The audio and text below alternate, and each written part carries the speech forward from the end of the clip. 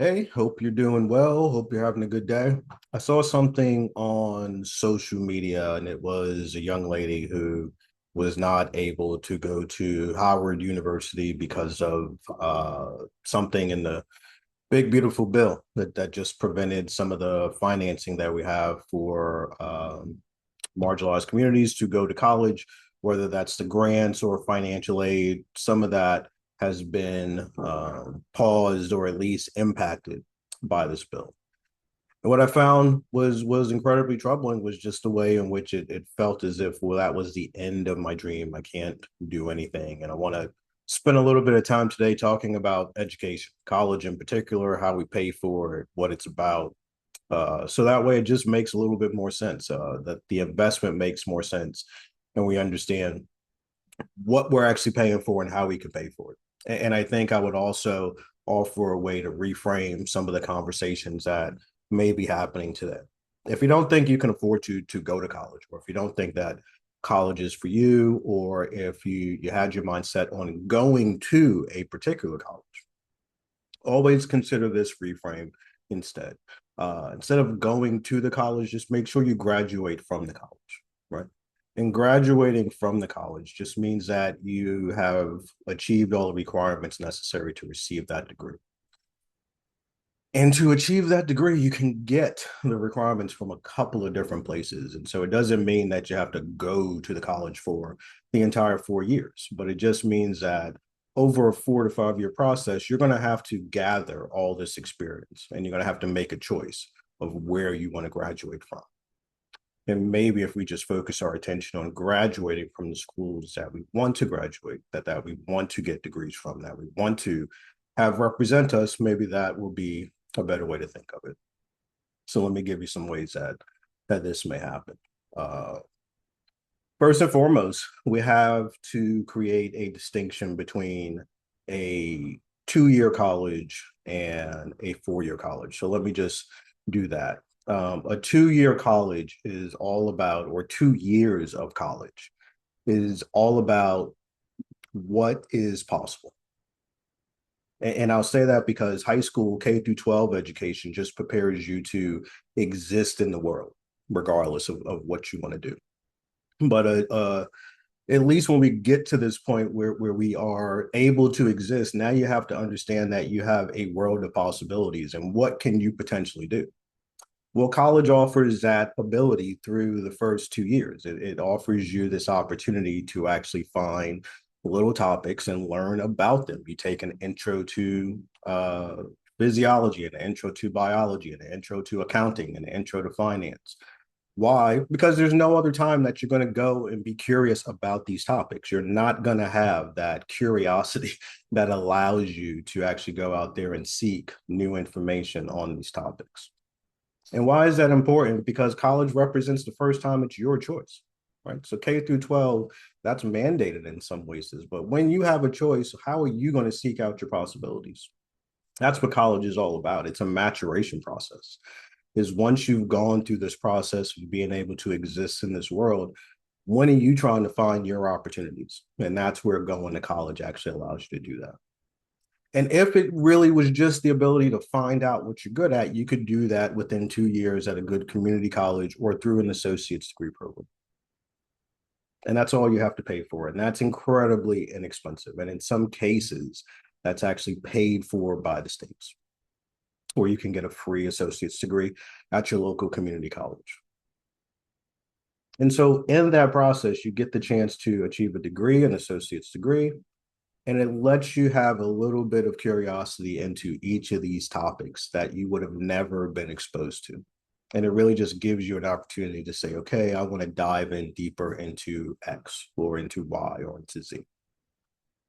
And then that's when the 4 year college comes into play.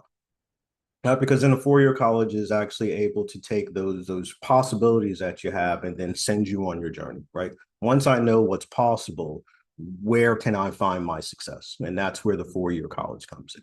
And that's once I have this base level of information on writing, American literature, or biology, or physics, or psychology, or marketing, or finance, or whatever the case may be. Once I have this base knowledge, How do I want to be successful? That's going to require some niche, some more skills, some more expertise. And that's where finishing off that degree comes into play.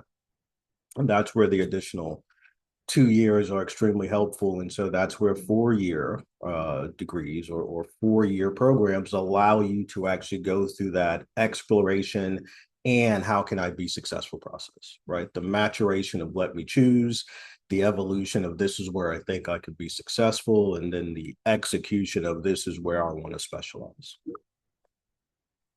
And so that's how we can look at this 2 year and kind of 4 year process. One is an area of discovery, and then the 4 year is really this area of expertise. But how do you pay for stuff like that? And that's the most important part. I just mentioned until you know what you want to do, go to community college. Go get the free degree. Go just learn and go explore and figure out what you may be good at. It's okay to not know. Take an accounting class, take a finance class, take a psychology class, take a physics class, take whatever class you can, because you're not going to know what you're good at until you actually have a chance to experience it in a curriculum format. And so everyone should do that. And it is inexpensive, right? That is the thing. You don't have to go to a school and pay for 4 years to learn how to explore. That's why we have cheaper versions, right? Because the first 2 years of college are really about exploration. So go and explore for a much cheaper place. But here's the thing, once you finish those 2 years, then you can transfer into the college that you want to go to. And that's where it's great, because now you're going into the school and you're actually paying a premium for the courses that you want to specialize in. And that's where it's actually more significant. You're not paying a premium for basic courses, right? Why are you going to pay a premium? Because the teachers, they can teach you more in those basic courses, but they're restricted by the curriculum. And so in that case, why would you pay more when a teacher can teach you more, right? But the curriculum is just making it very basic.